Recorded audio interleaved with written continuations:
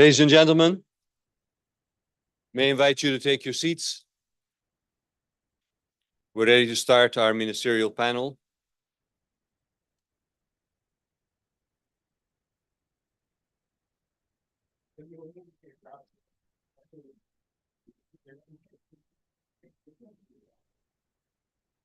If you can please take your seats, then we can be ready to start.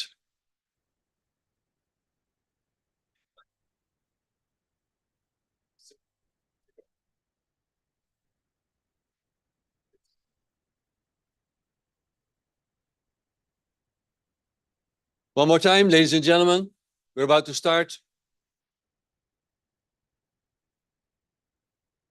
Please take your seats.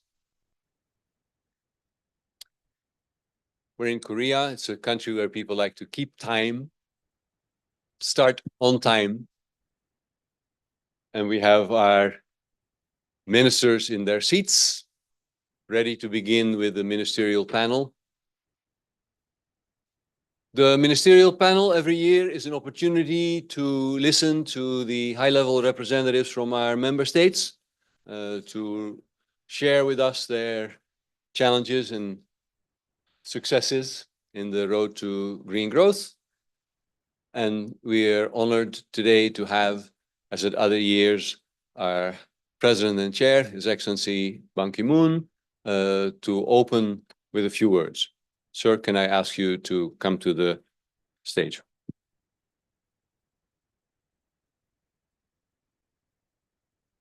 Okay. Thank you.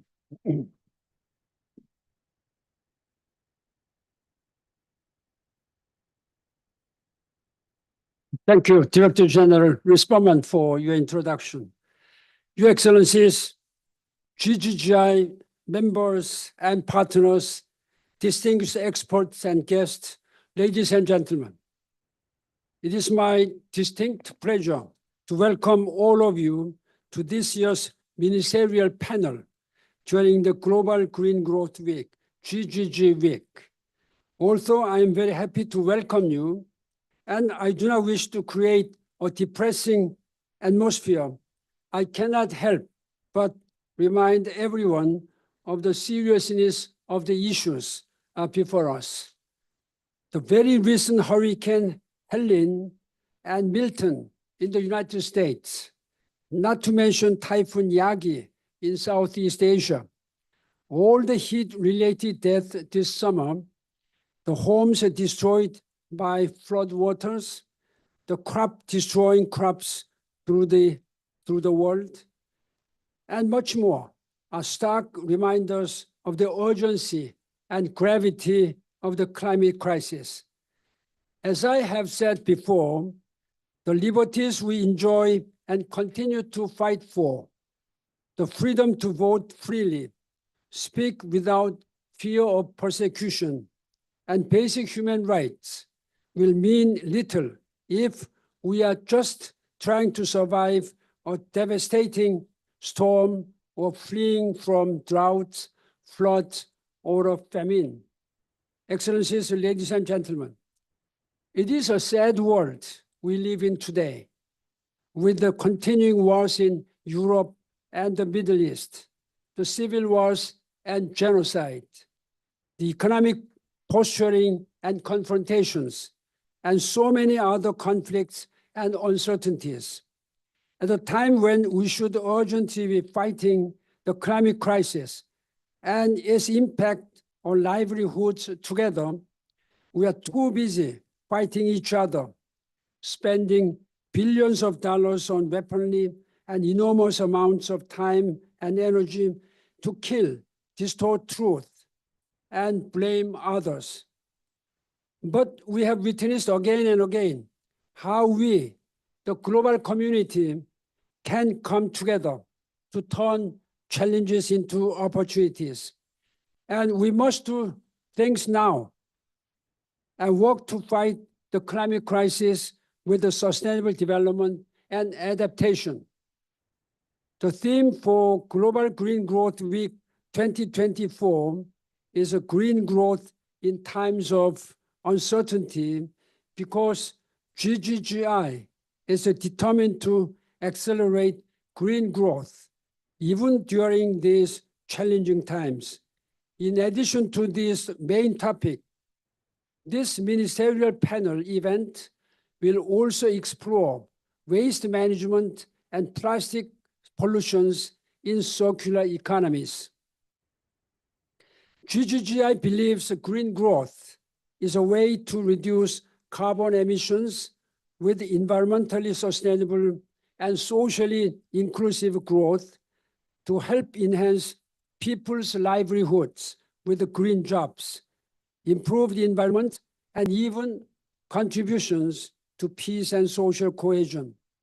Simply put, green growth needs to be a holistic approach that best meets the unique needs of the unique member states. And in order to successfully make an impact, we need everyone, governments, businesses, and civil society groups to join us. There is not a single country or individual in this world, however one may be resourceful or powerful, can do it alone. I think all the people in the world and countries and leaders, they should work together, joining their hands on the deck. This is what we have learned, and we have to practice. I'm really urging all of us to work together. That's the main cause of GGGI high-level member states are getting together annually. Ladies and gentlemen, I am proud that this year's Global Green Growth Week is once again bringing together policymakers, thought leaders, innovators, and students from all over the globe to share experiences and discuss solutions. Ladies and gentlemen, allow me to conclude by recognizing that the challenges before us are vast and urgent. But let us also remember that together, we can turn massive challenges into meaningful opportunities for a safer, greener, and more sustainable world for ourselves and for generations to come. I extend my appreciation to the participants, and I wish you very productive discussions. To conclude, I'd like to tell you that I was in New York during General Assembly to participate some part of the Summit of the Future. And I was very much encouraged that leaders of the world became one mind together by adopting Pact of the Future, Pact for the Future. The Sustainable Development Goals, according to all the Secretary General's report, is less than 17% after 6 years of implementation. We have to go only 6 years, 10 years implementation. Then we have only how many years now? 5 years more to go. I don't think it will be possible unless we mobilize all the resources, and unless we mobilize, most importantly, political will, political commitment on the part of the leaders of our member states. Therefore, I'm really urging you, when you return, please persuade your leaders to do much more on SDGs. I think this is my message again, and I'm sure that you'll have very fruitful discussions and become one mind together. This is the main purpose. Each and everyone may have different ideas, but when it comes to climate change, when it comes to Sustainable Development Goals implementations, there is no country different. There is no you and me. It is all I and we together. That's my urgent appeal to all the distinguished member states of GGGI. GGGI is just one of many international organizations, but this can be a good beginning. So I'm really grateful for you're taking part out of your very precious busy schedules. Again, before I conclude, I solicit again your understanding for me to leave because I am having a series of bilateral meetings with the ministers and senior delegations. Otherwise, we may not be able to, we don't want to leave you without having some bilateral with me. So I hope that you'll have a good discussions. Thank you very much and see you soon in the reception. Thank you very much. You have to leave. Thank you, Your Excellency, our President and Chair Ban Ki-moon, for sharing your time with us. I have one other short introduction before we start our ministerial panel. This morning we had youth representatives speak to each other about their priorities, and one of them will address you briefly now. I'd like to introduce Ms. Latifa Muhanna Al-Nuimi. She's a sustainable and renewable energy engineering student and future sustainability leader with Youth for Sustainability, Masdar. And as a Shira ambassador, she advocates for innovation and entrepreneurship while also serving as a Ban Ki-moon Green Jobs mentee, where she leads an SDG micro project focused on empowering communities through education. Please.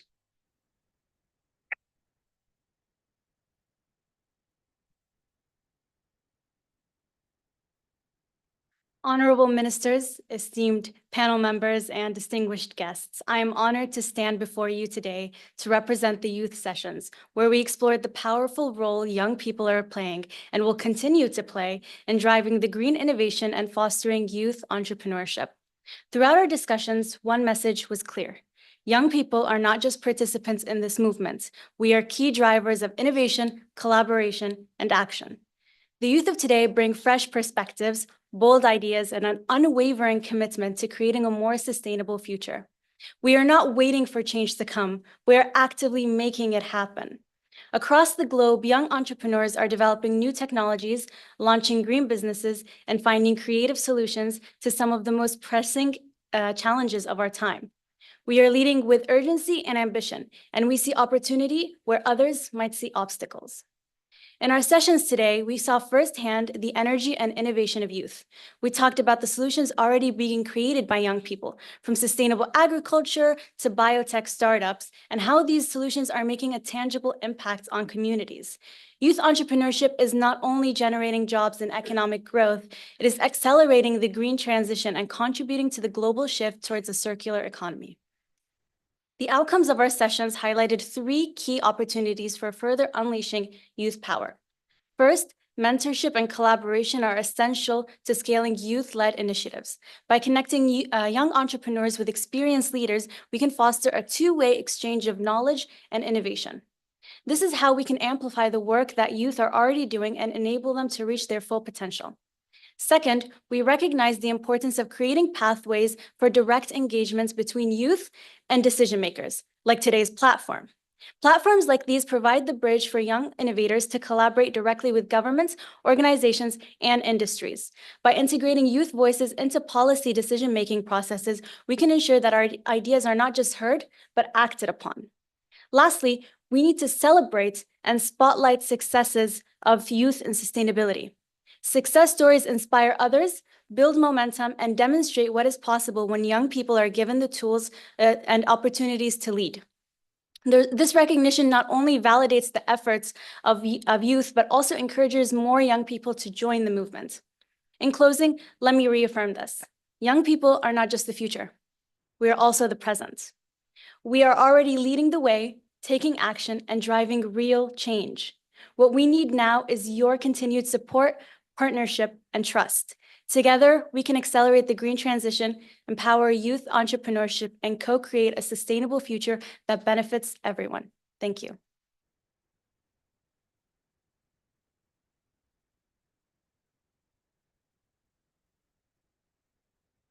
Thank you, Latifa, for that inspiring message. With that, I'd like to turn to our panel. Today, actually, we have a large number of ministerial delegates here, so we have two panels. We first have this panel and then a very short break, and then a second panel. and we had two questions. The first question that we'll ask our panelists here to discuss focuses on the theme of the week this year. It is green growth in a time of uncertainty. And indeed, governments have many crises that they have to deal with. Of course, the climate crisis, but then in many countries, there are security crises as well, governments struggling with debt or financial crisis. So we're asking our panelists to share how your government is dealing with these various sources of uncertainty and how it affects the green growth transition in your country. Allow me to introduce the panel, who will all address this question. On my right-hand side, you'll first see Honorable Ro Filipe Tuisawa, if I say that correctly. Thank you for correcting me. Minister for Public Works, Transport and Meteorological Services in Fiji. On his right, His Excellency Mike Mposa, Minister of Green Economy and Environment of Zambia. On his right, Her Excellency Wonafan Utavong, Vice Minister of Planning and Investment of Lao PDR. Welcome also, Madam. On her right, His Excellency Sanvanti, Secretary of State, Ministry of Environment in Cambodia. On his right, His Excellency Prabhat Chandrakirti, Secretary of the Ministry of Environment, and 5 other ministries in Sri Lanka. And finally, last but not least, Her Excellency Dr. Ananud Alhaj, Assistant Undersecretary of Green Development and Climate Change Sector, Ministry of Climate Change and Environment in UAE. Welcome, very much welcome. Please welcome them with a round of applause. Minister, can I start with you? Please go ahead. Thank you, Your Excellency, Director General, and Excellencies who are here today. I'm very pleased to be here as one of the ministers from the Pacific. This morning, I had discussed some of the challenges we face going on to COP 29, and that included issues we have with mitigation, finance, and adaptation. So I won't go into those details, but as some of you know, Fiji is a small island developing nation and stands at the forefront of the climate crisis, just like a lot of our small island states. And there are great uncertainties in terms of moving forward, rising sea levels, which we have faced in the last decades, intensified hazards. So our island countries are quite vulnerable in terms of what we have been discussing in this last few days. We also recognize, as I mentioned, the imperative to mitigate climate change through greener, sustainable practices and innovative solutions.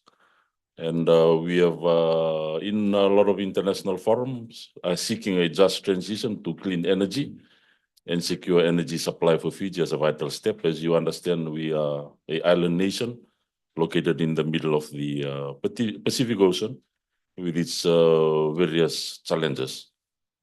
Fiji as a nation is committed to transforming to a net zero greenhouse gas emission by 2050. Our efforts are constrained by limited resources and uncertainties surrounding climate finance. The GGI Global Green Growth Week provides a crucial platform for us for dialogue on these pressing issues. And I'm pleased with the various initiatives undertaken by GGI. We call upon the international community to maintain the call for the 1.5 degrees to stay alive, and also provide reliable and predictable climate finance. And as I've already mentioned, in terms of the question which had been posed, and again, I've stressed some of the uncertainties. And lately we have faced, as you would understand, increasing financial hazards in terms of moving forward. And one of those relates to relocation of vulnerable communities. So as a government, that is an issue we continue to grapple with moving forward. And for myself, I'm not the Minister of Climate Change, but I look after the public utilities. So that includes infrastructure such as roads, water, power utilities. And these are increasingly under threat in terms of climate change. So that is a continuing major challenge. Not only that, but also in terms of, as I mentioned, the resilience of this infrastructure. But a lot of them, as you know, Fiji was a British colony, had been built at that time, in the 1920s, 30s, and even before the Second World War. So a lot of our infrastructure is aged and facing increasing stress. And I acknowledge our development partners in not only upgrading this, but also in ensuring that these facilities, for example, roads and bridges which are located along the coast, are also climate resilient. And that is part of our plans moving forward, and also working closely with various developing partners. And I've also stressed the uncertainty of assessing climate finance. Again, this is an ongoing issue. And going into COP29, we are hoping that this issue will be amicably addressed.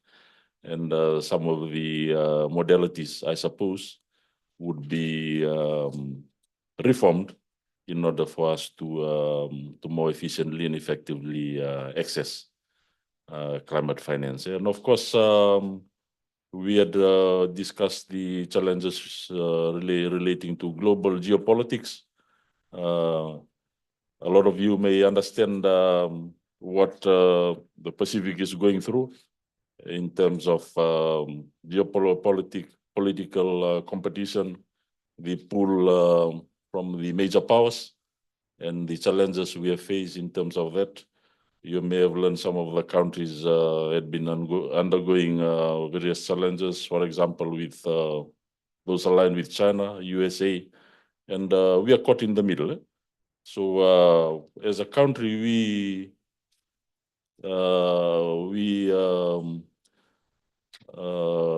observe the motto, friends to all, enemy to none. So that is something which we believe is very important. And one of the initiatives undertaken by our Prime Minister is for the Pacific to be an ocean of peace. And that is, I believe, a key initiative as we move forward, which is very critical in ensuring that as a nation or as Pacific countries, that we remain politically neutral, and also in terms of our development needs, in terms of climate finance, infrastructure, or whatever development plan we have in place, we deal with all our development partners at the same political level. And we believe in terms of our thinking, with that, we are able to move forward, we are able to assess development finance, and also be a catalyst for peaceful region. And it is very important that we as a nation stand along those mottos, where we are enemies to none, but friends to all. And that is what we would like the Pacific region to be like as we move forward. As an example to international relations, and also to ensuring that our countries move forward in peace rather than conflict. And this is something which we would like to, I know that we're talking about climate change, but a lot of these things are impacted upon by international relations, and especially in the delivery of climate finance or climate change mitigation. In terms of development. And increasingly we see that even with the delivery of mitigation projects or initiatives, it is also at times determined by international relations and power politics. And it can be detrimental to our developing countries because of the sometimes the competitive nature of such relations could result in we lagging behind or distracted from addressing climate change issues, such as more effective mitigation, especially in terms of our infrastructure and the delivery of basic needs to our people, such as energy, water, and roads and bridges. With those words, I thank the. Thank you, Minister. Thank you for highlighting indeed the many interlinkages that you face, and indeed emphasizing that uncertainty in climate finance itself is a key factor as you plan your climate action. Wise words. Minister Mposa, can we turn to you for your perspective from Zambia? Thank you, moderator. Allow me to recognize fellow ministers, deputy ministers in our presence, but also their excellencies, ambassadors, high commissioners accredited to South Korea. May I simply say, distinguished ladies and gentlemen, good afternoon. Moderator, thank you so much for, first of all, for inviting me to join the panel and share our thoughts and also various initiatives that we are taking in our country around the green growth agenda, but also to appreciate the theme for the Global Green Growth Week, and also the topic of today, which is green transformation at times of uncertainty. Clearly, we are living in times of uncertainty, in particular to climate-induced calamities. I want to say that in discussing this topic, I picked 3 areas which will be around the green growth initiatives and collaboration. I will talk about also overcoming challenges and seizing opportunities. I'll also touch on a bit on exchange of information, the need for exchange of information, and end with the need for partnerships. Let me, moderator, also mention that Zambia is the 46th member of GGGI, and we are happy to be part of this family. And we believe that working together and borrowing from the words of the president of GGGI, His Excellency Ban Ki-moon, saying that working together, we can achieve so much. I think we believe in that message that working together, we can face this, the elephant in the room, the worst enemy of mankind, which is climate change. Having said that, let me now turn to our initiatives. Zambia is one of the countries, like many countries, which is extremely vulnerable to climate shocks, such as heat waves, droughts, and floods. As we speak now, we have been hit by the worst drought, which has affected more than 84 of our districts. We have a total number of 116 districts. Out of 116, 84 of them suffered a severe drought, which has affected food production. Over 6 million of our people, a population of 20 million people, over 6 million are facing acute food shortages. This drought has also affected energy production, because over 86% of our population depends on hydropower. And because of the poor rainfall, the severe drought, we didn't receive enough rains. As a result, we have had to endure long hours of load management because the country is not able to produce enough energy to supply the country. We are also faced with the water scarcity, which has affected domestic water, water for irrigation, water for domestic animals, but also wildlife. Now, clearly, we are living in times of uncertainties, and we must all prepare. So in preparing, I want to say that Zambia has picked on a number of initiatives. Among them is the development of Zambia's National Green Growth Index, which was compiled in the year 2022. This composite index measures a country's performance in achieving sustainability targets, including the Sustainable Development Goals, the Paris Climate Agreement, and the Aichi biodiversity targets. It focuses on 4 green growth dimensions: efficient and sustainable resource use, natural capital protection, green economic opportunities, and social inclusion. This index also helps governments to align their green growth pathways with the SDGs and national climate and biodiversity goals. Chair, this index was a crucial input in the developing of the National Green Growth Strategy. And I must say that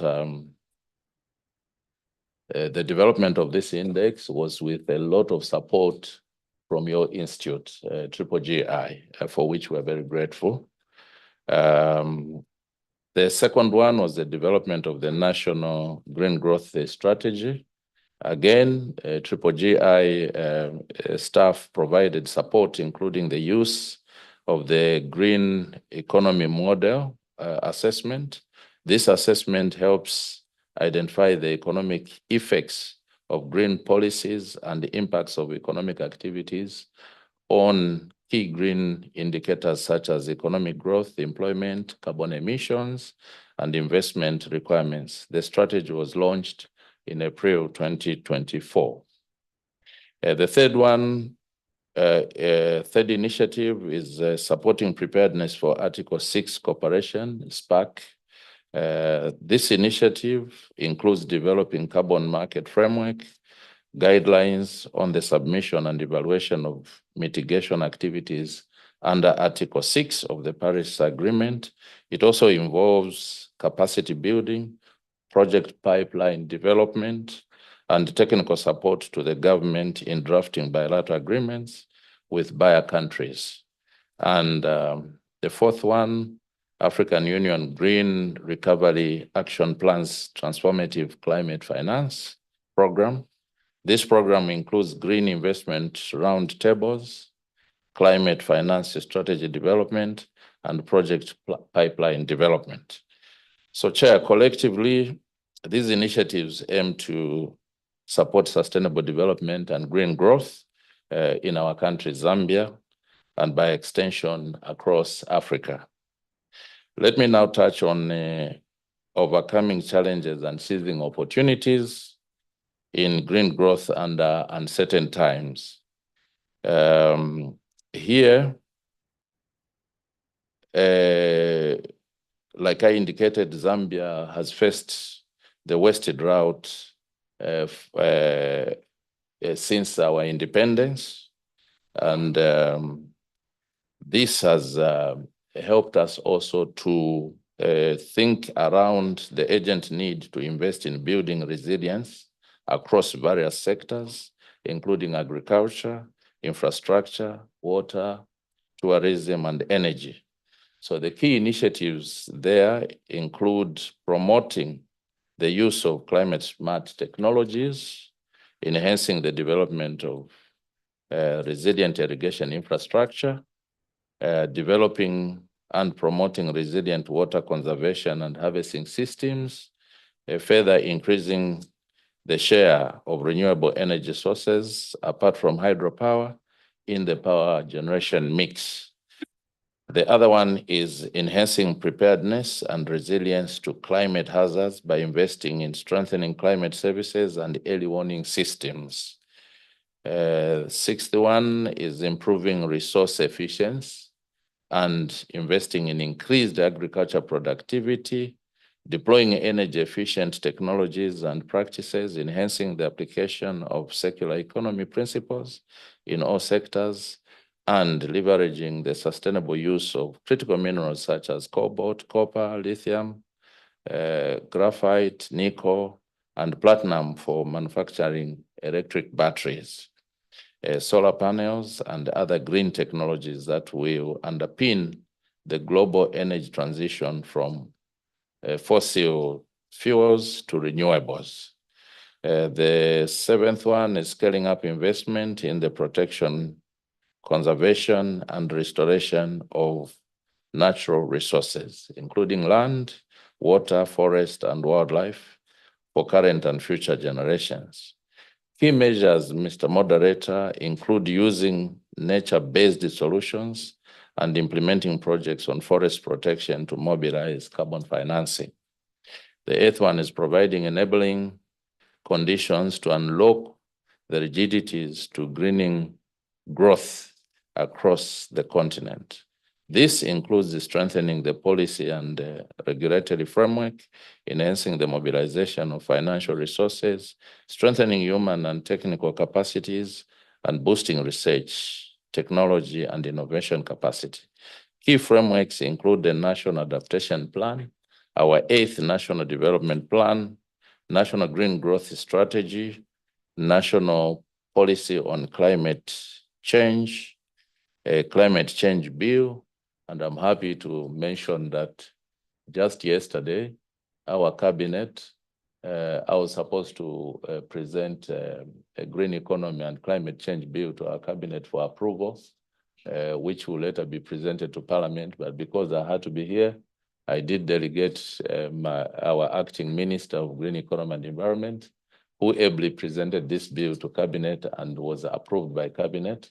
And I'm hoping that in the next few weeks, we should be able to present this bill, which will provide a legal framework on green economy and climate change, to also speak to a number of things to do with carbon trade, carbon markets.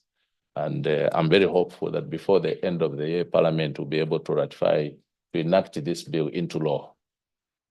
The ninth one is mobilizing resources and developing project pipelines for green and climate change. Again, this involves leveraging carbon finance to maximize the strategic use of climate finance and Zambia's significant nature-based endowments through international carbon markets to meet NDC and green transition ambitions. Another key area I picked is the need for exchange of best practices and innovative solutions. As Zambia, we are actively seeking opportunities for knowledge sharing between governments, international organizations, and other stakeholders, both within the region and beyond. Among many other exchanges of best practices and innovations, we are looking at the following: government to government, knowledge sharing by establishing partnerships with other member countries within and outside our region to exchange best practices and innovative solutions. The second point there is adopting green and climate solutions, focusing on acquiring and implementing green technologies that support Zambia's green transition. And here key areas include critical minerals in green energy transition, climate smart agriculture. There we are looking at enhancing food security and developing agriculture value chains. The other one is circular economy and plastic waste management. Here we are looking at implementing sustainable waste management practices. E-mobility and sustainable transport. Another one is greening cities and public infrastructure. Then the last one, but most important, restoration and catchment, reforestation and catchment restoration. Again, the aspect of reforestation is very key, because in the absence of sufficient energy, people are resorting to cutting down trees for charcoal production, which, if left unattended to, will actually worsen the situation we are in, induced by climate change. So we are scaling up the efforts of fighting deforestation, but also by ensuring restoration and protection of various catchments. These initiatives are crucial for fostering sustainable development and resilience, and through them, we can significantly contribute to Zambia's green transition and broader environmental goals. Moderator, I want to end by touching on the need for partnerships among policymakers, investors, innovators, and other stakeholders in the green growth ecosystem. As Zambia, we aim to strengthen partnerships and coordination between key stakeholders, including cooperating partners, line ministries, investors, and the private sector. This involves enhancing regulatory and legal frameworks, providing incentives, and fostering collaboration to drive green growth initiatives. So again, we are very grateful that we are here, and we believe our being here will help us to exchange various initiatives that are being taken by various member states, and then it will also enhance our journey, our trajectory in the green growth agenda. So once again, thank you very much for inviting us to this panel, and thank you, audience, for your kind attention. Thank you very much. Thank you, Minister Mposa, for giving us a very comprehensive overview of your green growth activities. And indeed, in many countries, we started with a green growth plan. And indeed, congratulations that is becoming a bill, hopefully to be passed by Parliament soon. And we look forward to working with you to implement that and mobilize finance to take that forward. Indeed, your neighbor, Madame Utavong, is another country where GGI worked closely with the government to initiate a national green growth plan. And I look forward to hear from you how Lao is doing. Madam, can I give over to you? Thank you very much, dear Dr. Frank Risperman, DG of GGI, Excellencies, esteemed delegates, own protocols observed, ladies and gentlemen. It is my great honor again to be here with you. Thank you very much for inviting me to join this important session and to share insight on how Lao PDR is navigating the multiple challenges posed by various crises as well as uncertainty. Lao PDR is actively addressing the complex issue of climate change, economic instability, and other pressing concerns through a comprehensive range of initiatives and policies aligned with our existing 9 national socio-economic development plan for the period of 2021 to 2025 and carbon neutrality goals. As you are aware, our country faces significant vulnerabilities due to its reliance on climate-sensitive sectors such as agriculture, forestry, and water resources, with approximately 70% of the population depending on subsistence agriculture. This makes particularly susceptible to unpredictable weather patterns and extreme events, as mentioned by Excellencies, especially heavy floodings as well as droughts. And also compounded by global economic challenges, rising inflation and foreign exchanges fluctuation in our countries. Ladies and gentlemen, let me briefly share with you the brief overview on our 9 5-year plan, which serves as a pivotal framework guiding our development trajectory and these challenges.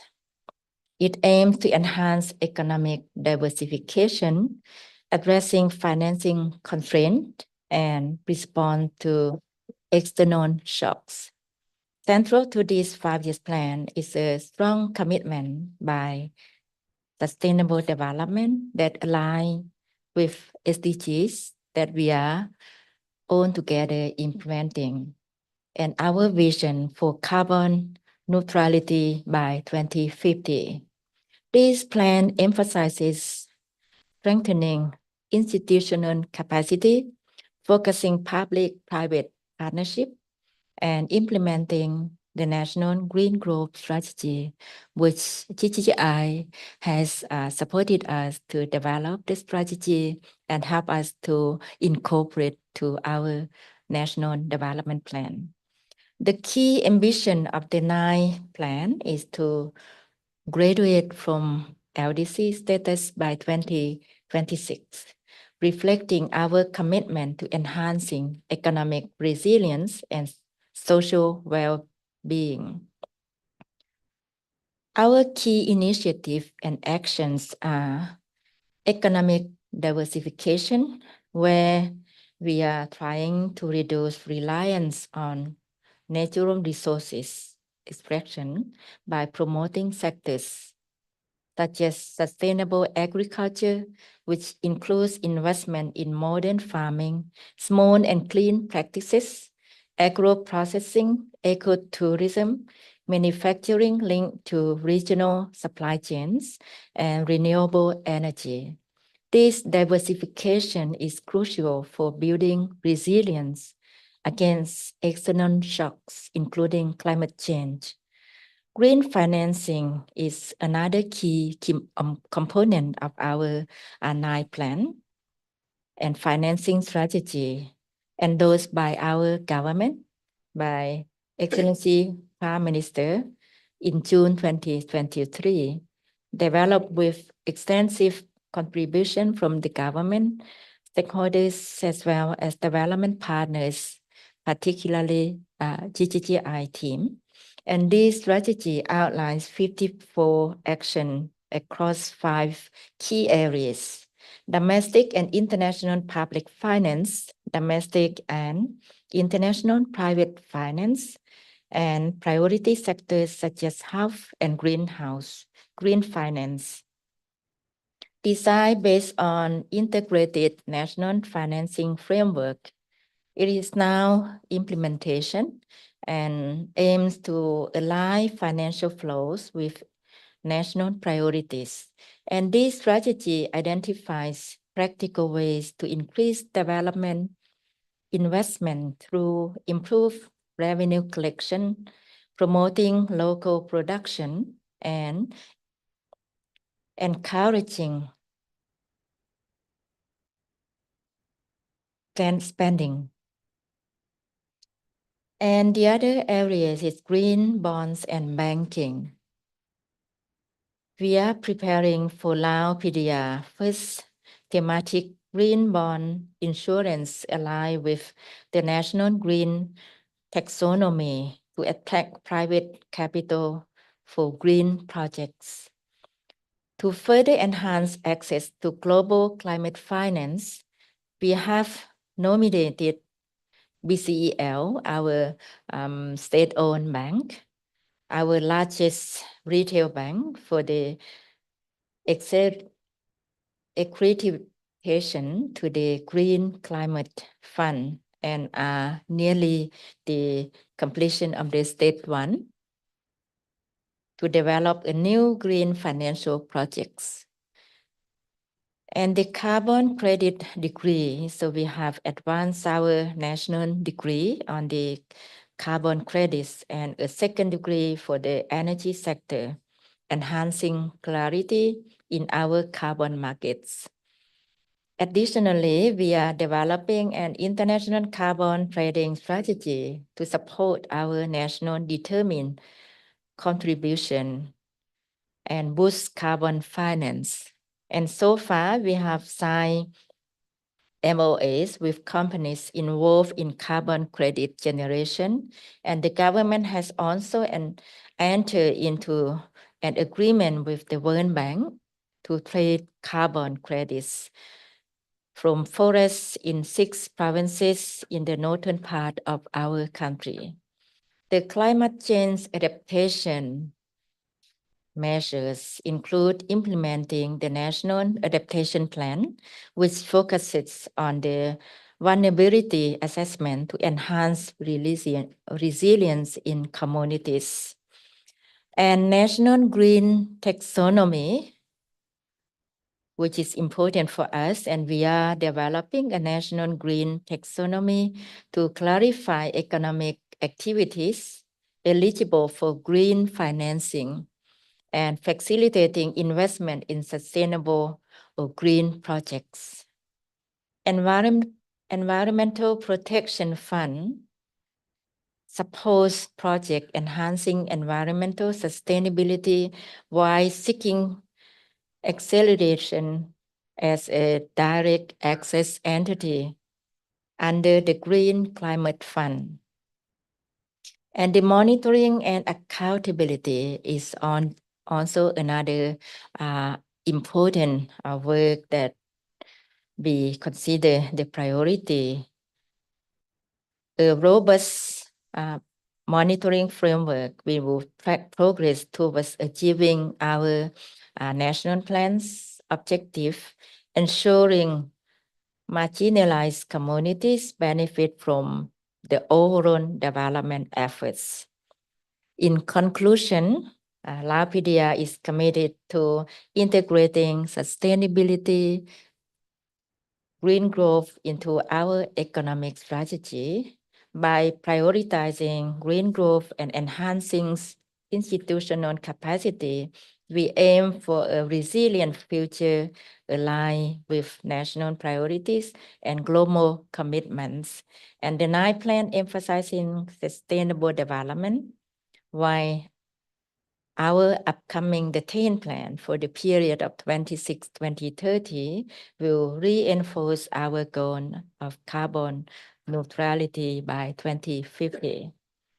As we strive to graduate from LDC status by 2026, we invite on esteemed colleagues, member countries, development partners to support our initiative, especially for achieving a long-term stability and sustainable growth for all citizens. So thank you very much for this great opportunity to learn and to share with you.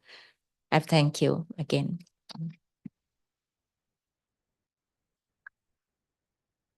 Thank you, Madam Ulfong. All of you are sharing very comprehensive updates of things linked to green growth in your countries. Much appreciated. We have a very large team in Laos by now supporting you on a range of projects. We appreciate the partnership. Can I turn to you, Secretary San Lanti, for an update on Cambodia and how you manage uncertainty? Yes, thank you, Excellency Director General, and good evening, good afternoon, everybody. First, I would like to thank the GGI for organizing this session, particularly the theme that proposed today.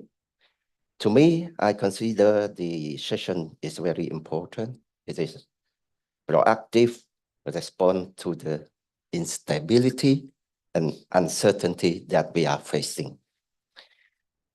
With this uncertainty, I think we take the opportunity that to consider the green transformation in this time is about seizing the opportunity to create more resilient, sustainable environment, economic growth, and equitable. With this understanding, how Cambodia work on this situation, I just would like to share and respond to the question that proposed by the DG at this moment. Cambodia tried to understand the uncertainty. It stems from what? So we see that the climate change is the most affected to the uncertainty. Economic fluctuation is another one. The political stability is very important in this case. And of course, the global pandemic is affected so far still, everyone affected. With this understanding, we also review on our existing strategy, rethinking and considering how we respond to this situation. Some element we also need to consider, say adaptation, transition of the renewable energy. We bring into agenda to discuss circular economy, of course, sustainable agriculture, inclusive economic growth. All these elements we consider, reconsider, and rethinking, and then the government launched the Pentagon strategy phase 1. With this strategy, the Ministry of Environment, based on the Pentagon strategy, we developed the circular strategy for environment. This strategy is very simple and practical. We have only 3 strategic pillars. One is clean, second is green, and the third, sustainable. With the clean, we look at the clean air, clean earth, clean water. Very simple. And with the earth, we clean the waste, and the plastic is our priority. So far, we launched the campaign. Today, we don't use the plastic. Now we join the population, the public join us, around 10 million people. It's more than half of the population of Cambodia join us. And second campaign, we also launched the other campaign, Cambodia, Clean Cambodia and Come Back and Do. Only 3 months, nearly 3 months, we get the involvement from the public, around 3 million people to join us. So clean earth and clean water, we also do the campaigns.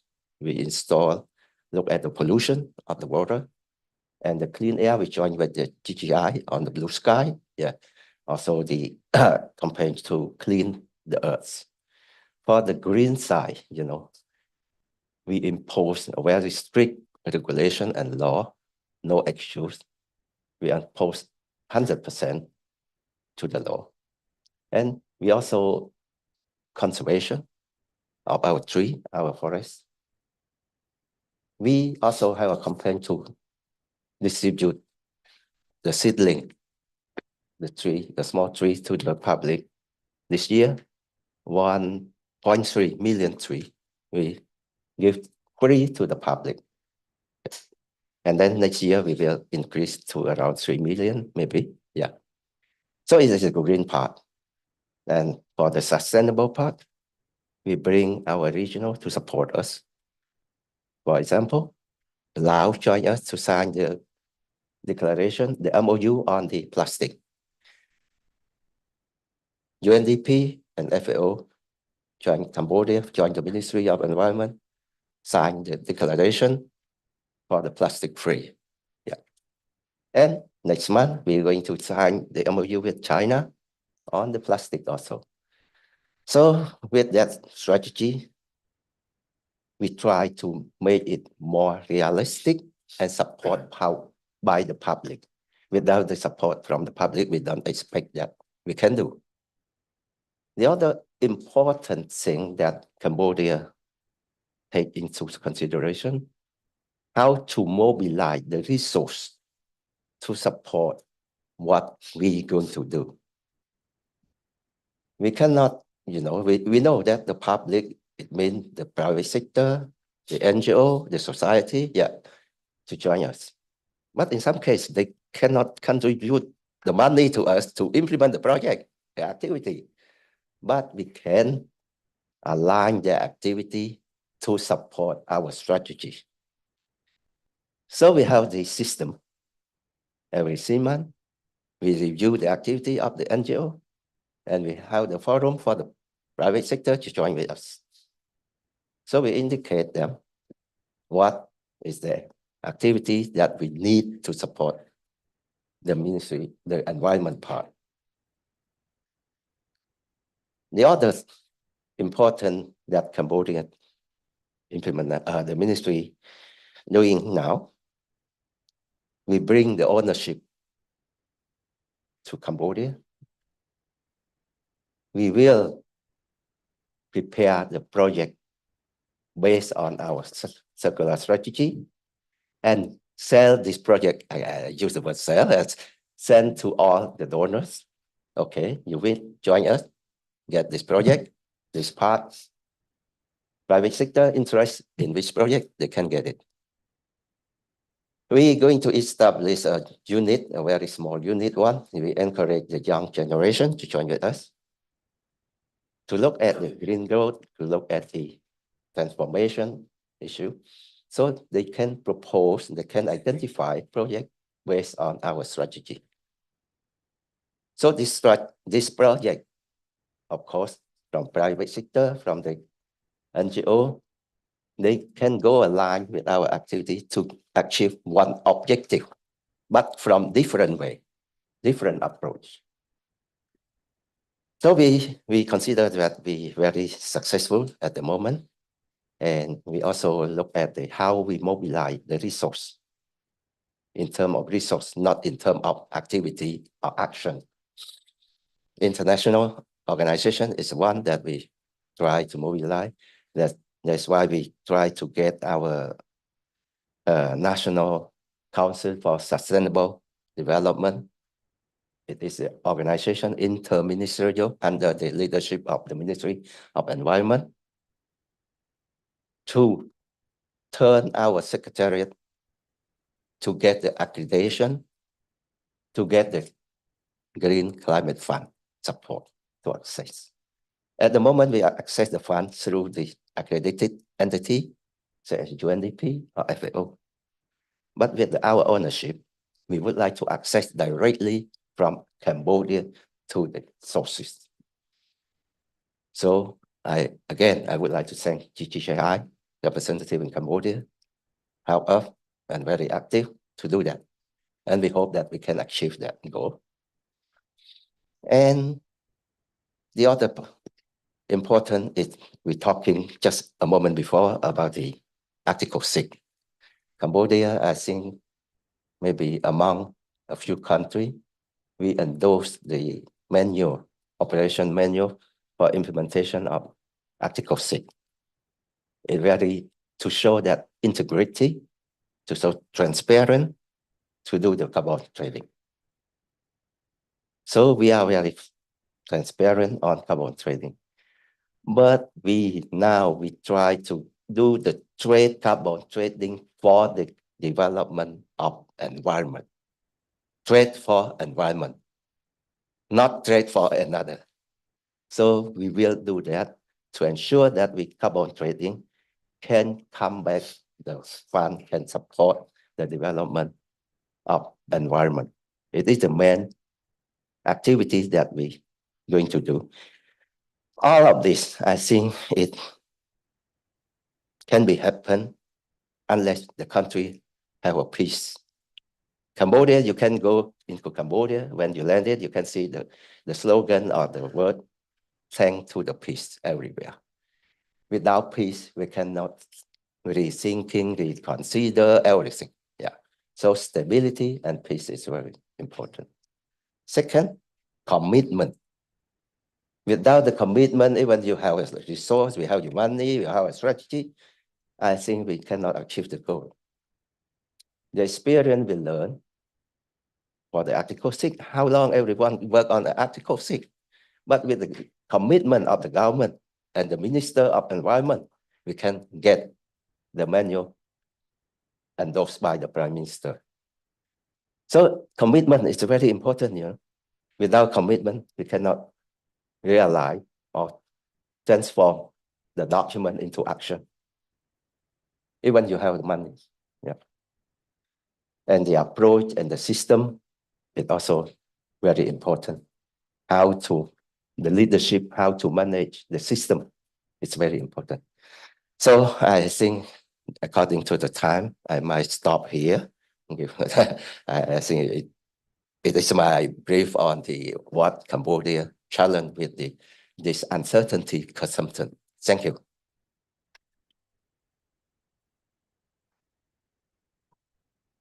Thank you, Secretary, and indeed, congratulations on getting that Article 6 framework approved by the Prime Minister. And we understand you've already agreed first trades, which is a good success as well. Maybe now turn to Secretary Chandrakirti. Uncertainty in Sri Lanka. You just formed a new government. You'll have elections soon. Plenty sources of uncertainty, not easy to manage. Can we have your perspective, please? Okay. Thank you very much, and all the ladies and gentlemen, Director General GGI. I think we stand at a pivotal moment, but not just for the Sri Lanka, but also for the our future of the planet. I think we all agree with that climate change is crisis, and there is no disagreement on that. And so we have to combat this climate change crisis. So you know that just after the COVID-19 pandemic, Sri Lanka also faced economic crisis, but the support from the international organization and also the debt restructuring process, we are now establishing our economy. But this is we are focusing as not as a challenge and also as an opportunity to Sri Lanka to transformation to the green growth. As you mentioned, in Sri Lanka now, new government established, new president was elected last month. So the NPP, the national front, the progressive front, that's a new government. Their manifesto also mentioned about the green agriculture and green initiatives are mentioned in their manifesto. So as our GGI chairman mentioned, Mr. Ban Ki-moon mentioned, we need the political will to, if we move forward with that to combat climate change crisis. So from the new government, that is clearly mentioned about their manifesto and the government initiatives and government, we can clearly identify the government intervention as well. So in Sri Lanka, we established some kind of the initiatives about the green economy. First, I can mention about the renewable energy. By 2030, we have to achieve the 70% of the renewable energy target. So that is not only the reducing our emissions, but that is also opportunity to the improvement and development of the job opportunities as well, and also the development of economy. You know that in Sri Lanka we have sunlight, wind, and water, so we can use those the natural resources to the renewable energy. But only the government can't invest to achieve that target. We need the private sector support, and as well we need international cooperation, their support as well. So that is also one opportunity in Sri Lanka. And also we finalize our sustainable the roadmap for the sustainable finance. So despite the economic crisis, we have established in 2019, Central Bank of Sri Lanka launched a roadmap for sustainable finance. So we need to invest in private sector in the climate finance and green bonds and those kind of climate finance to address these climate change impacts and climate change issues to at this situation. And also this sovereign green bond framework in Sri Lanka, two private bank engage with the green bond issuance, the National Development Bank and as well the Commercial Bank of the Sri Lanka. So those banks are now they are ready to issue the green bonds with support from the GGI support and other the development partner support to these initiatives. And also we have the Climate Prosperity Plan, CPPP. This is, we have launched this Climate Prosperity Plan in COP27. So that is also we can the expand with the that we have target to achieve the net zero by 2050. We have roadmap and a strategic plan for the achieve the net zero target. So that is also one aspect. And carbon trading and international support, under the Article 6 of Paris Agreement, now we are finalizing our carbon trading framework and the guideline. And also we have the finalized our positive list and negative list for the project areas. Anyone can look at our ministerial website and other stakeholders website. Under the 6 adaptation sectors, we finalized those carbon positive list and negative list for the carbon market. So with that, also with the Cabinet of Ministers approval, green public procurement for the government sector. And that is also approved by the Cabinet of Ministers. We are now looking to initiative and implementing this green public procurement system, and also green labeling and the economic grade to develop that system also we are need to finalize to green because of this uncertainty we have faced the COVID pandemic, and this just after the economic crisis. Now the climate change is that is also the crisis because of not from the start just started. We are facing after the I think 1850 after the industrial revolution, we have faced this climate change crisis. So as a country, as a world, with the support from all the international organization, we have to combat this crisis. That is not only the environmental issue, because the climate change is deepening global inequalities. That is also there. Then we have to all together, we have to face this crisis with the political will. As I mentioned, our NPP, the manifesto clearly mentioned about the green aspect, green agriculture. So with that, I think we can move forward with the support from all the countries. Thank you. Thank you. It's clear that I think all member countries here on the stage have a long range of activities in their green growth transition. Very impressive. Last but not least, can we turn to you, Your Excellency, Dr. Anand Al-Haj, for the perspective from UAE, please. Thank you, Frank, and thank you everyone for being here today. When it comes to the United Arab Emirates, we have a variety of initiatives and ambitions actually to enhance green growth. We are one of the main nations that recognize the critical importance of promoting green growth and advancing not only regional and local efforts, but also global efforts in that direction. We've done a good job historically when it comes to enhancing that in times of uncertainty. During the global financial crisis in 2008, 2009, the world experienced its most severe economic downturn since the Great Depression.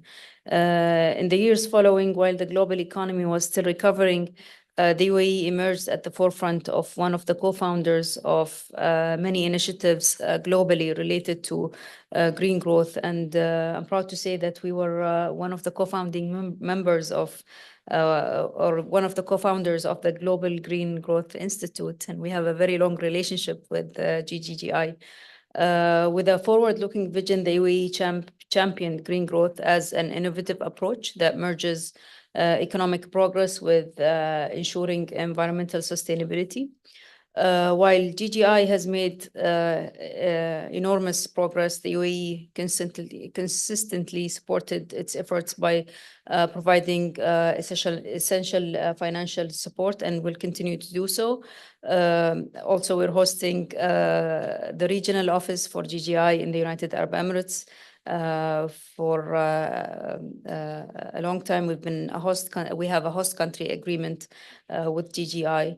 The UAE extended direct core funding also to the organization during COVID, and this uncertainty did not affect that, proudly to say. Discussing now the UAE's green transition in times of uncertainty definitely would require a very long time, but in short, I'll just keep this part short and say that green transition is deeply ingrained in our nation's DNA, reflecting its resilience, adaptability, and forward-thinking approach to sustainable development. Although the UAE is facing, portion of global challenges are part of our region, especially geopolitical instability. We're surrounded by countries that are very, very clearly facing geopolitical instability. There are also economic downturns around us, and this only puts us in even a more ambitious and committed stage, where we keep on exploring new technologies, exploring new opportunities, and building international and global collaborations and commitments to make sure that we are doing our part and our job in promoting green growth and transition. I would like to highlight actually a few of the initiatives and achievements that were part of the green growth strategies for the United Arab Emirates. So applying green growth as an approach to secure economic resilience, we have established the operation of UAE's Green Growth Program. It's been there now for almost 12 years. This has helped boosting the UAE's investment also in renewable energy, sustainable infrastructure, and green finance. Also, we're one of the countries that lead renewable energy efforts across the globe with the establishment of Masdar. And in the first session today, we had a number of youth from the United Arab Emirates. One of them is sitting there, Zaid Al-Mazroui, and a few other colleagues. So we're not only establishing for the country itself and other countries, but we're also making sure that our youth are part of this, and they're taking on their roles and responsibilities and being part of what we do today, so that they can continue the journey and ensure that the efforts that are put today by the government is being put into implementation when they rise to become the leaders of tomorrow. And on Masdar, actually, I would like to highlight that Masdar's $30 billion investment portfolio is a showcase of how the UAE not only puts strategies and calls for international efforts, but also takes action and leads action in supporting and helping other nations overcome the challenges that they face. Also on solar projects and renewable energy projects, it's not only in one area, but also we have other local authorities that are very big on this. An example is the Mohammed bin Rashid Al Maktoum Solar Park and Noor Abu Dhabi solar projects. These are among the largest renewable energy initiatives in the world, both launched during the economically challenging periods, indicating the commitment of the UAE towards green growth.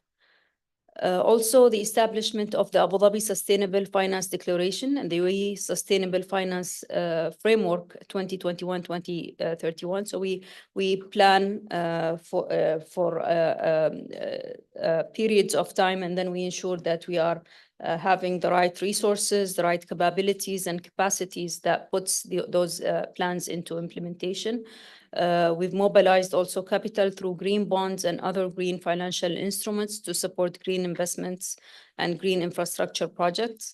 On circular economy and waste management frameworks, we've also developed the UAE circular economy policy that spans from 2021 to 2031, focusing on greater circular systems in key sectors such as manufacturing, transportation, food and agriculture, and green infrastructure.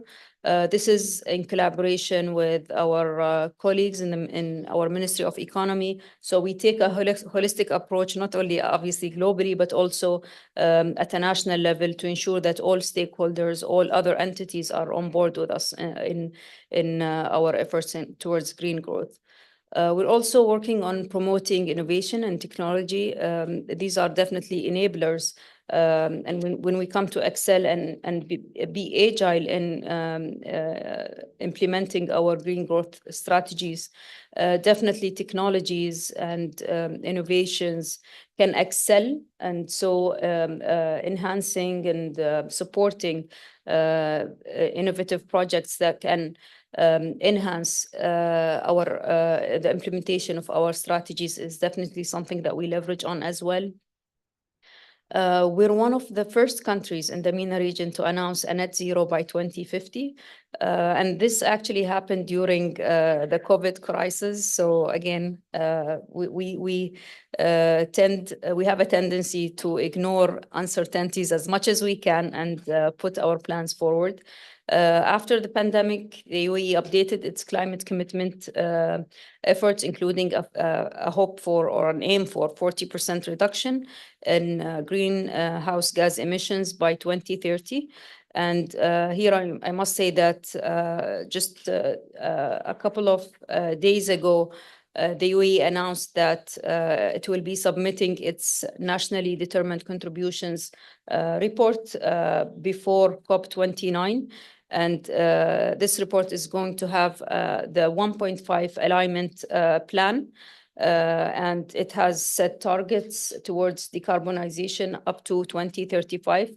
So this is a big commitment that we are taking on board. And as we unleash the different options and methodologies and scenarios that we can put forward in an effective and efficient way to make sure that we go towards the implementation of our goals, ambitious goals.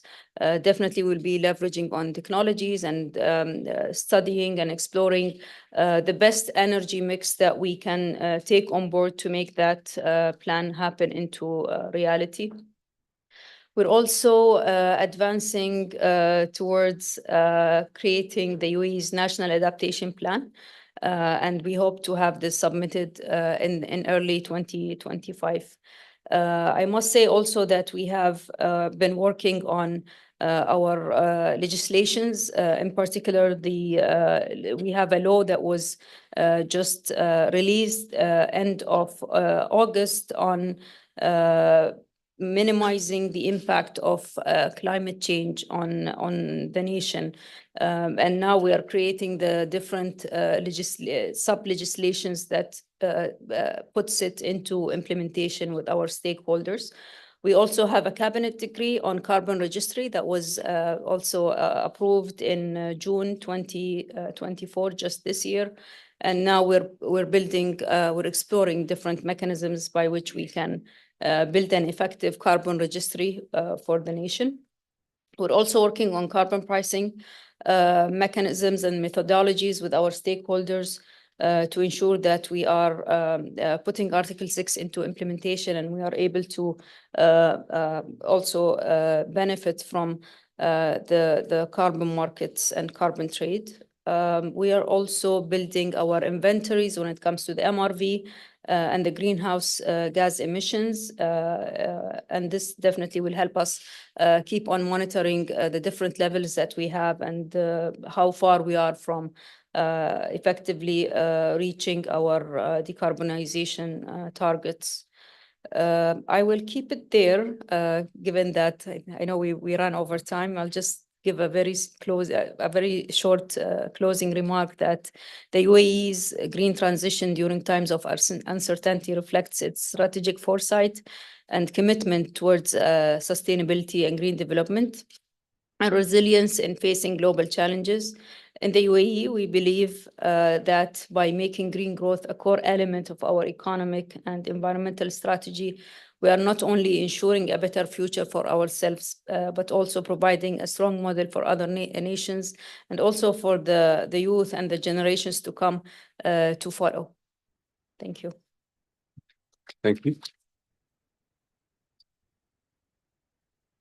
Well, thank you to all 6 of you for your reflections and perspectives on how to deal with uncertainty and green growth, or ignoring uncertainty, as you just mentioned, where you can. But it's certainly impressive to see how many initiatives each of you are rolling out. Quite comprehensive strategy in each of the countries, it sounds like. Thank you for sharing that. Now, in light of time, we would have liked to have some more discussion, but I hope that you understand that you have more or less taken the time that we had with your statements. So we'll have a very brief break, good 5 minutes or so to stretch your legs, change the name cards, and then we'll have a second, much shorter session, because for the next session, we have 3 more ministers to reflect, and then we'll finalize the panel. So allow me first to thank all the ministers on the stage for their contributions. Can we have a round of applause?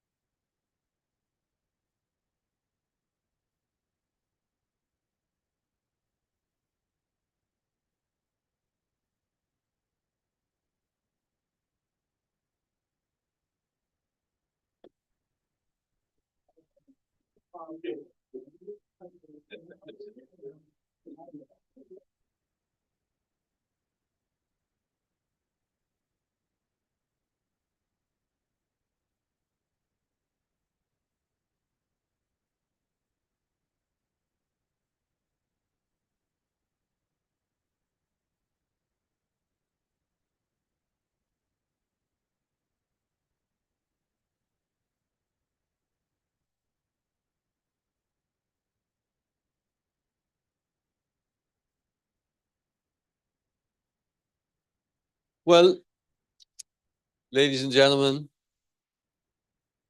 may I encourage you to return to your seats if you can, and bring back Minister Mposa, please.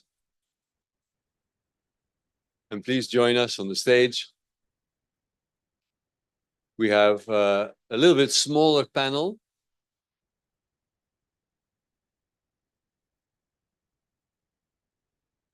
We're looking for the Vice Minister from Turkmenistan.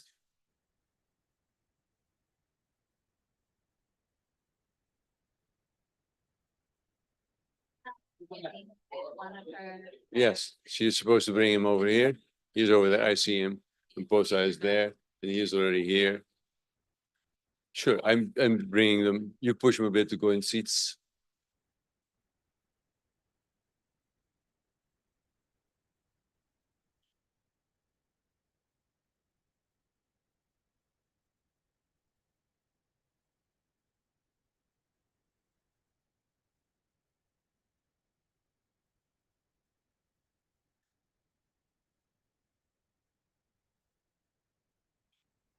So I'm standing here to encourage you to sit down. Yes, Minister Mposa, if you're ready for your second round.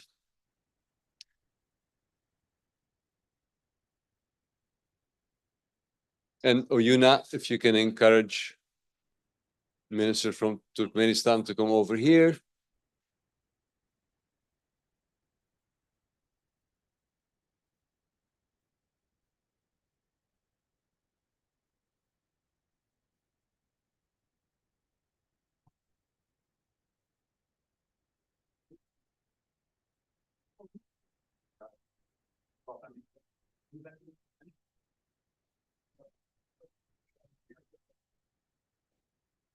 Very good. I see people returning. We have one short panel left, and then the day is over. After that, I'm pleased to announce we'll have a reception. So if you'll cooperate a little bit for this last bit, and we'll get started.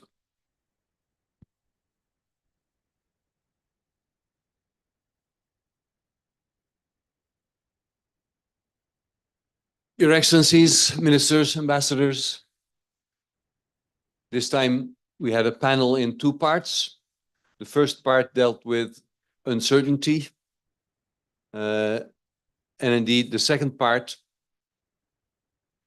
we'd like to focus a little bit on a slightly different aspect of the climate crisis that governments are facing. Particularly, we know that waste management is a priority for almost every one of GGI's member countries. Landfills almost always tend to fill up faster than planned. And frankly, they're not a very good solution in any case. I like to say we shouldn't build any more new landfills. We should have more circular economies. And many countries have forms of circular economies, policies, and initiatives. Now, this year, we have a lot of focus on plastic. A number of you have already mentioned it. And it is in part because our host country, the government of Korea, is hosting the 5th negotiating session for the new plastic treaty.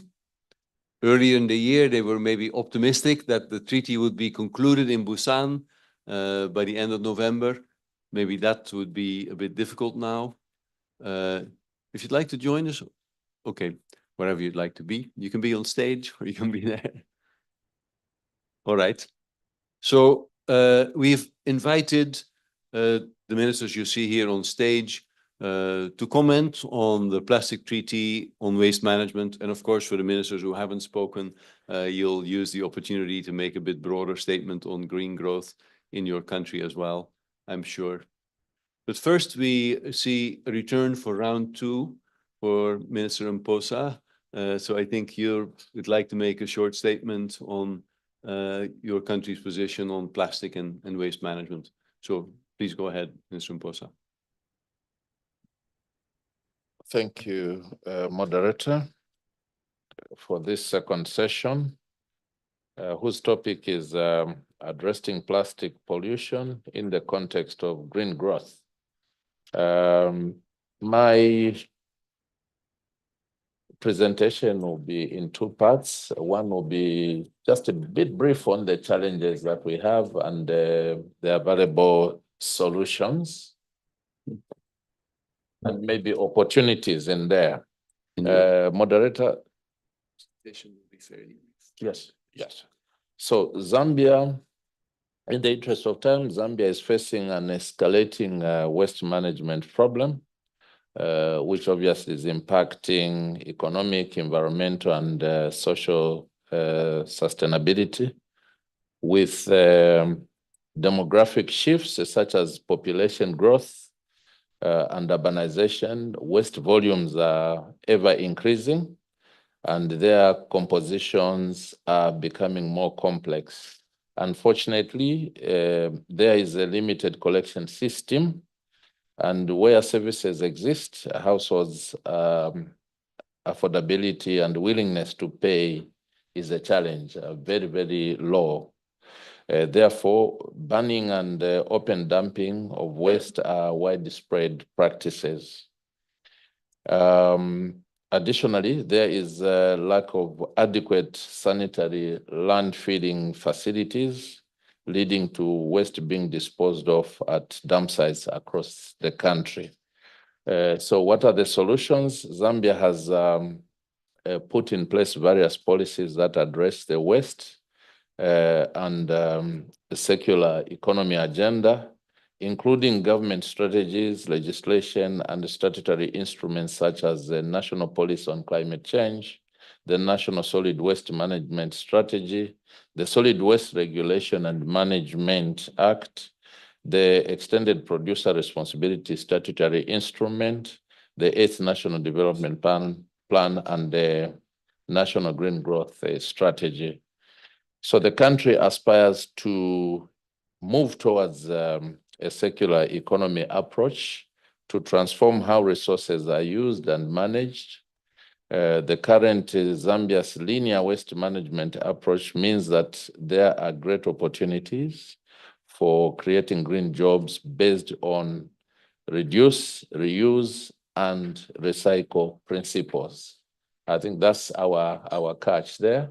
We want to really move towards recycling. And we think that there are a lot of opportunities in there for those who've advanced in this space to share the knowledge with us and also to see where they can fit in. So I want to end by saying that there are many, many opportunities in developing waste to energy projects, waste to compost, to support urban agriculture and scientifically engineered landfills. And I want to agree with you that talking about landfills, we must move from the traditional landfills to scientifically, managed, but even reduce more to concentrate more on using this resource, turning what should be seen as waste into a resource. I want to end there and thank you for this opportunity. Thank you, Minister. And indeed, we've worked with a number of other countries in Africa on waste management, and we're keen to share that experience with you as well. Well, you had already seen Minister Mposa in the first panel, but allow me to introduce two new ministers on the stage. First, you'll see to the right of Minister Mposa, His Excellency Abdulaziz bin Ahmed Al Mahmoud, Secretary of the Ministry of Environment and Climate Change of Qatar. Welcome as well. And then to his right, His Excellency Nuri Jumashov, Deputy Minister of the Ministry of Environment Protection of Turkmenistan. Welcome also.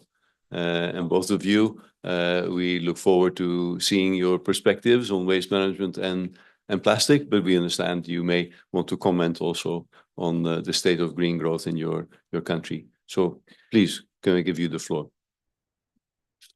Thank you very much, Your Excellency. And by the way, wholeheartedly agree with your first point about landfills being the final solution. Always in some countries or in some places, waste management is used as a more general term, but really waste should be the last resort, and the focus should be on circularity and these things. So if there was a Sankey diagram, this landfill portion should be a line that's barely seen, hopefully, if we can get to that stage. Now, in terms of Qatar, we've been really busy working on establishing the regulatory environment. So we've passed a number of decrees and decisions since 2021 and 2022 and 2023 for the regulation of solid waste, and in particular the plastic waste. We've also intensified our environmental monitoring, especially in terms of the marine environment. As some of you may know, the Gulf is a really very sensitive body of water, and so there has been considerable attention for that. Our belief is that the main way to tackle this problem is at the end user. So we have been really focused on households. So in terms of awareness and in terms of limiting the waste at that end, and we've had a multi-phase approach for rolling out recycling. We've started with companies and banks and corporations at first, and we've completed that stage. We've transferred them to a two-bin system, basically.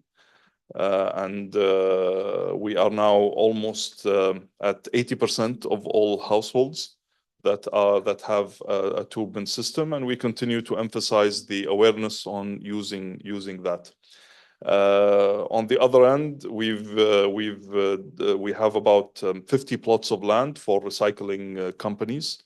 We've already begun distributing that. As a result, as of the end of 2023, we have 11 factories that are actually operating. 7 are under construction, imminently going to be launched, and another 12 that are coming in the pipeline.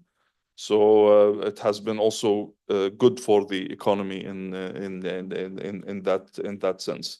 And we continue to encourage the shift towards a circular economy and circularity through other methods, such as increasing public procurement, having circularity as a consideration in public procurement, and also we are trying to engage industries and the public in general in sustainability practices.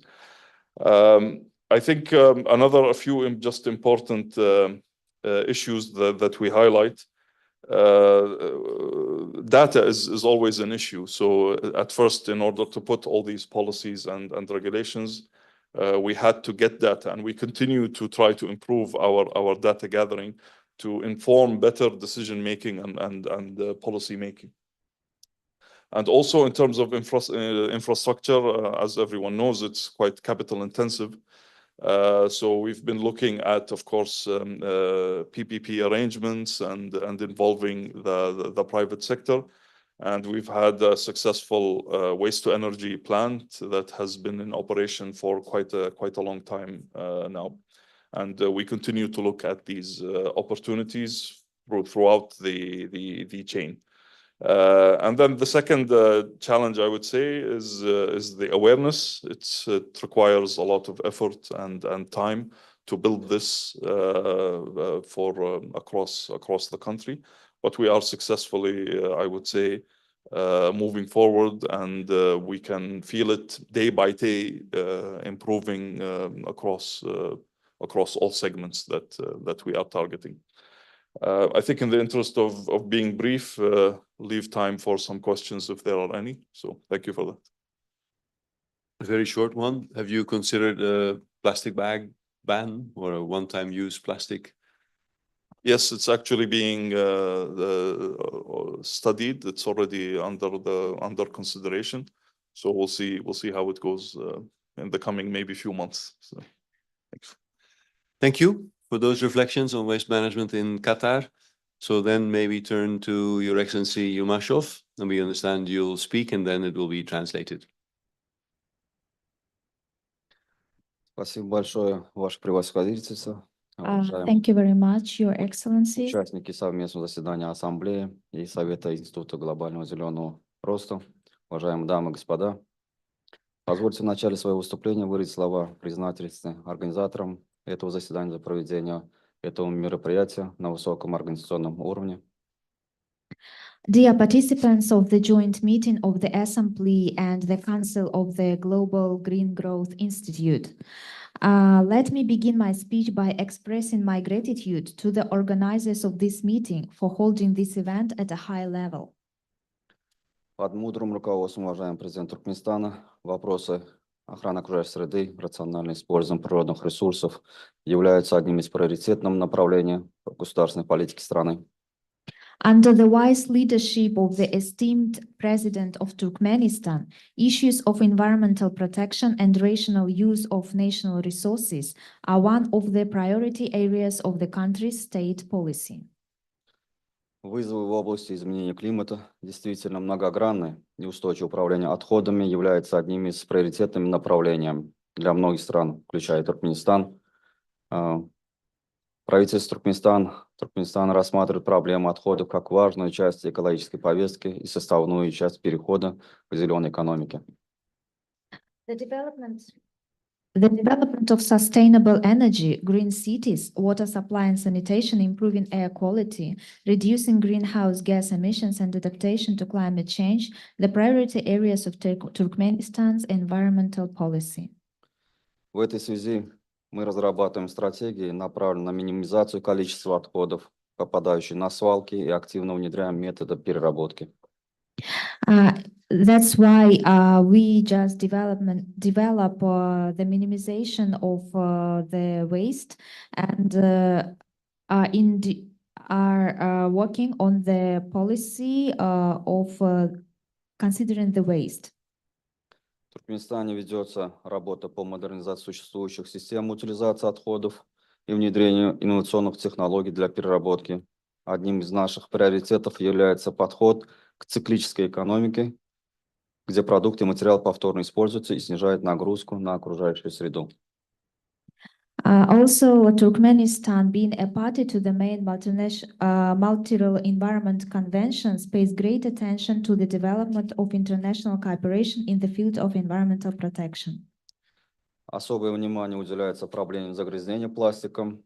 Туркменистан поддерживает международные усилия по разработке нового глобального договора по пластику и активно участвует в переговорах. Also, we are working on the plastic and are participating in new global treaty and now are in the discussing of this issue. В преддверии пятой сессии Межправительственного комитета по переговорам, который состоится в Республике Корея в ноябре, Туркменистан выступает за согласованные международные меры по ограничению производства и потребления одноразового пластика. Важно разработать механизмы, которые позволят странам более эффективно управлять пластиковыми отходами и способствовать их переработке.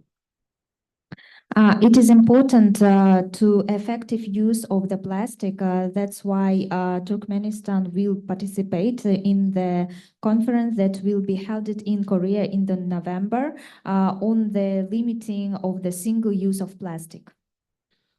Уважаемым нашим президентом Сердаром Бердмухамедовым неоднократно заявлялось о важности проведения в стране необходимых мероприятий по внедрению научно обоснованных норм и правил использования полимерных и пластмассовых материалов и переработки их отходов. Our esteemed president also talked about the scientific way for the recycling of the polymer and plastic wastes.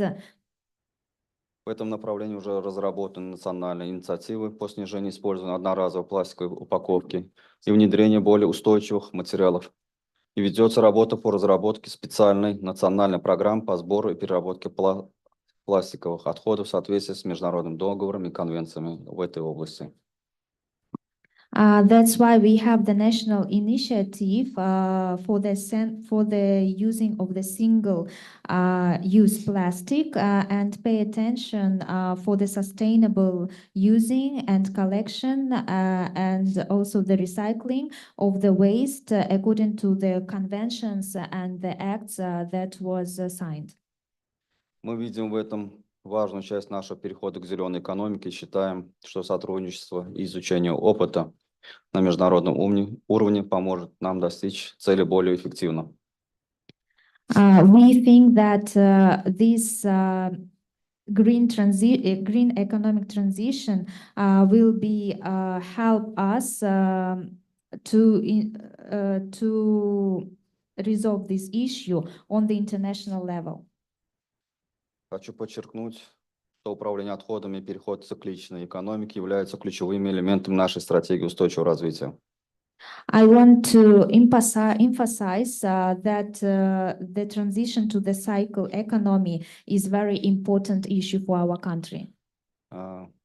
Для примера тоже хотел здесь сказать вам, что у нас есть совместно с программой развития ООН проект по сокращению количества пластиковых отходов, накапливаемых на свалках. For instance, I want to say about the joint project with UN on the reducing the plastic use on the landfill. В нем участвует также местное население, НПО и частный сектор, предприниматели. In this project are taken a participation the local people, the business, and also the business, yes, the sector. Business. Мероприятие по устойчивому управлению отходами,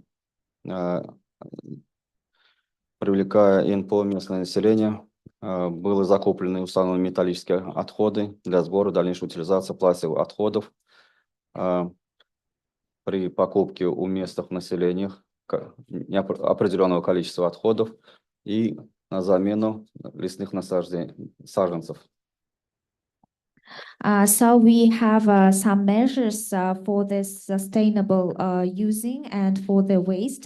So we are buying the metal waste for the from the local people, and then we instead of that we give to the local people the seedings, green seedings.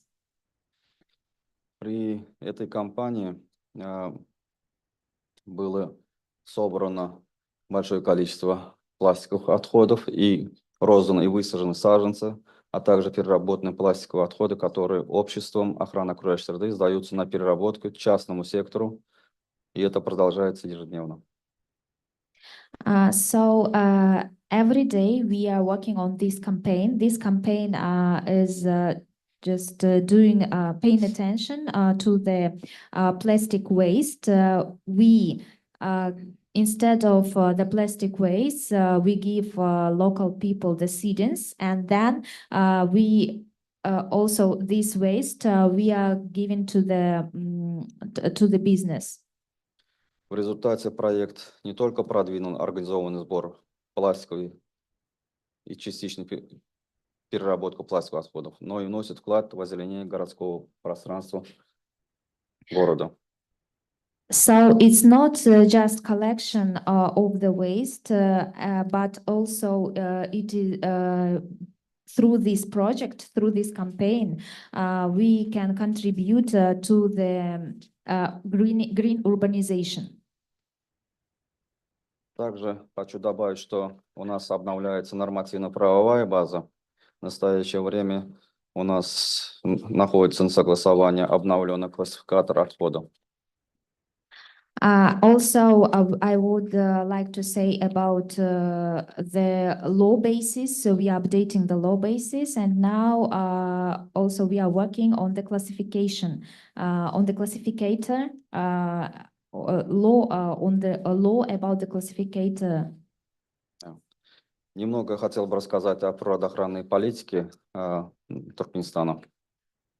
I want to say a few words about the nature protection.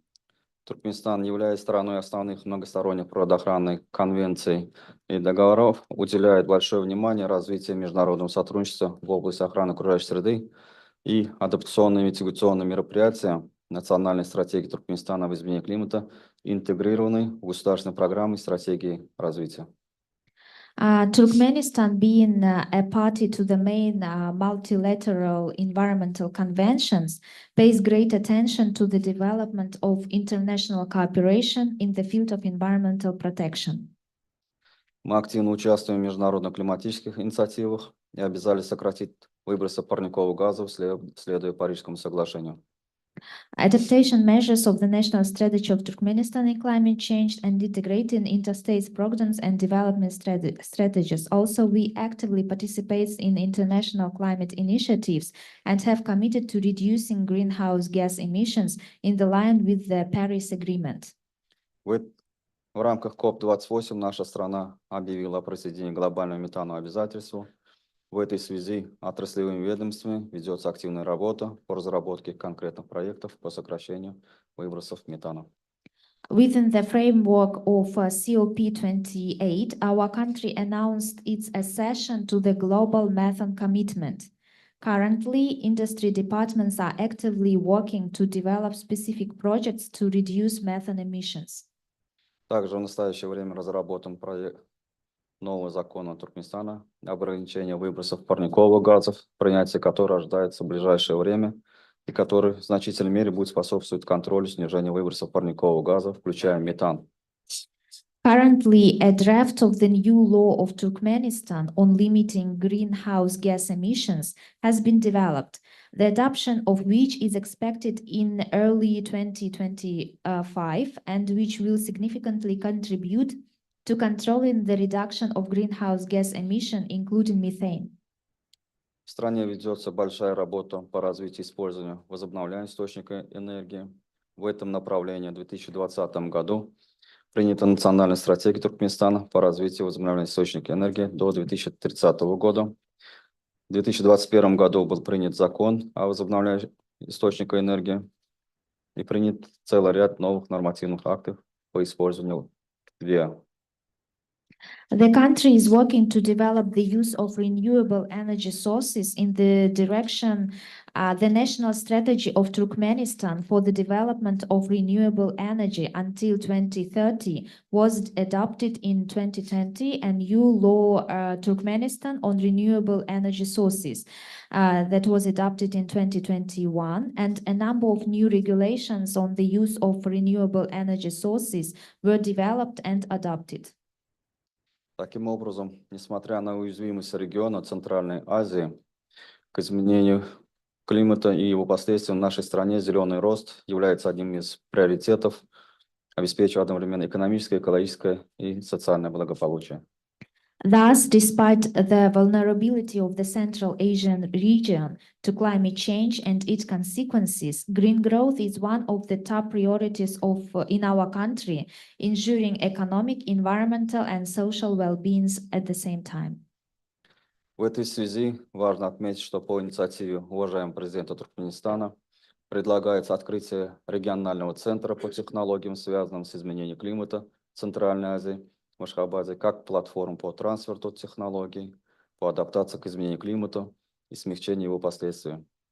In this regard, it is important to note that at the initiative of the esteemed President of Turkmenistan, it is important to open a regional center for technologies related to climate change in Central Asia in Ashgabat as a platform for the transfer of technology for adaptation to climate change and mitigation of its consequences. Убеждены, что создание этого центра консолидирует региональные усилия и внесет вклад в устойчивое развитие Центральной Азии в условиях изменения климата. We are convinced that the creation of this center will consolidate regional efforts and contribute to the sustainable development of Central Asia in the context of climate change. Концепция регионального центра состоит в том, что центр будет системно выполнять роль регионального координационного механизма в вопросах поиска, презентации, внедрения и применения климатических технологий для Центральноазиатского региона, используя существующий опыт и возможности Центра и сети климатических технологий, рамочной конвенции ООН по изменению климата и способствуя технологическому продвижению региона в области изменения климата. The concept of the regional center is that the regional center will act as a regional coordination mechanism in matters of searching, presenting, implementing, and applying climate technologies for the Central Asian region. Using the existing experience and capabilities of the center and the climate technologies network and promoting technologies advancement of the region in the field of climate change. Уважаемые дамы и господа, уважаемые коллеги, в рамках предстоящей 29-й сессии конференции сторон КОП-29 просим Совет и страны-члены Института глобального зеленого роста поддержать инициативу Туркменистана о создании регионального центра по технологиям, связанным с изменением климата в Центральной Азии, в городе Ашхабаде. Dear ladies and gentlemen, dear colleagues and partners, in the framework of the upcoming 29th session of the Conference of the Parties to the UNFCCC, we ask the Council and the member countries of the Global Green Growth Institute to support Turkmenistan's initiative to establish a regional center for climate change technologies in Central Asia in Ashgabat. Важно отметить, что деятельность данного регионального центра может тесно сотрудничать и использовать опыт Института зеленого климатического фонда. It is important to know that in its future activities, this regional center can closely cooperate and use the experience of your institute. В настоящее время Министерством охраны окружающей среды ведется совместная работа по разработке и выполнению совместных проектов с Институтом глобального зеленого роста. Currently, the Ministry of Environmental Protection of Turkmenistan is working together to develop and implement joint projects with the Institute of Global Green Growth in various areas. Много хотел бы рассказать о нашем планируемом новом проекте.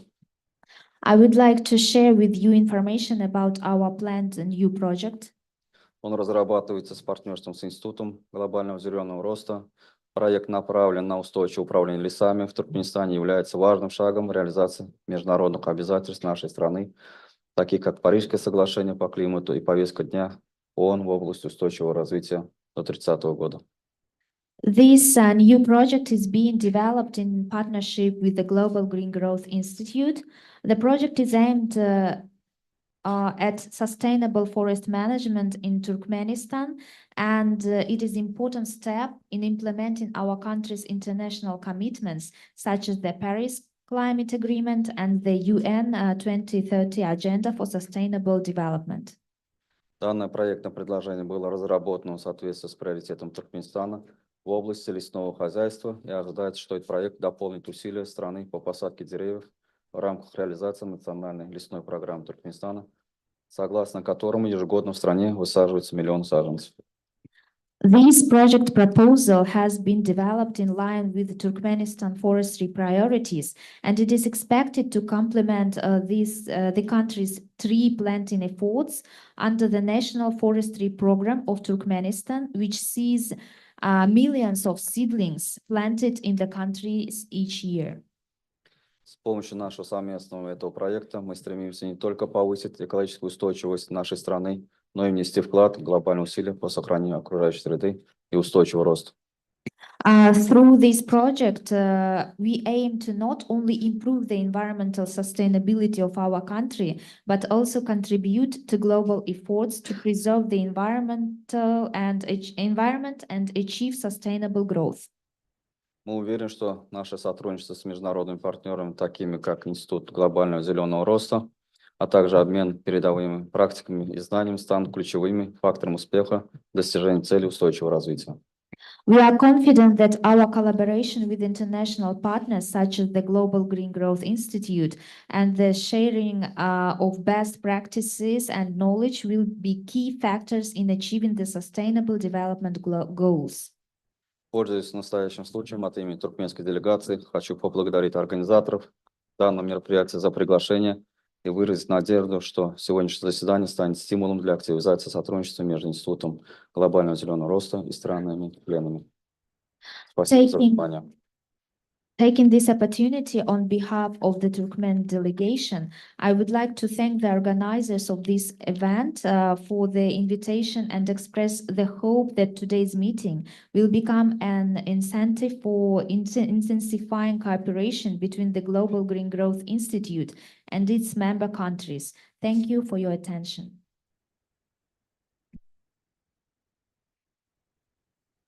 Thank you for your statement. And we duly noted your proposal for the regional center for climate technologies in Ashgabat and look forward to learning more about that and as when you will present that in COP29. With that, in light of time, I would like to thank all the ministers and who are participating in the first and this second panel for coming to Seoul, for sharing your perspective on green growth in your country, for sharing your perspectives on uncertainty, the uncertain times we live in, as well as your reflections on waste management and plastic. So can you allow me to have one more applause for all the participants in our ministerial panel today?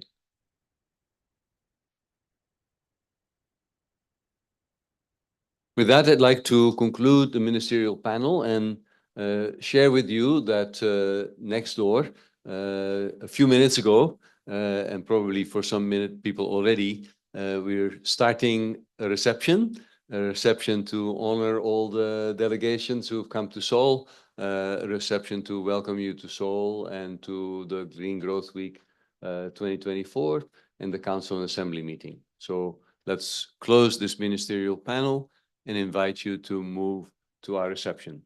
Thank you very much.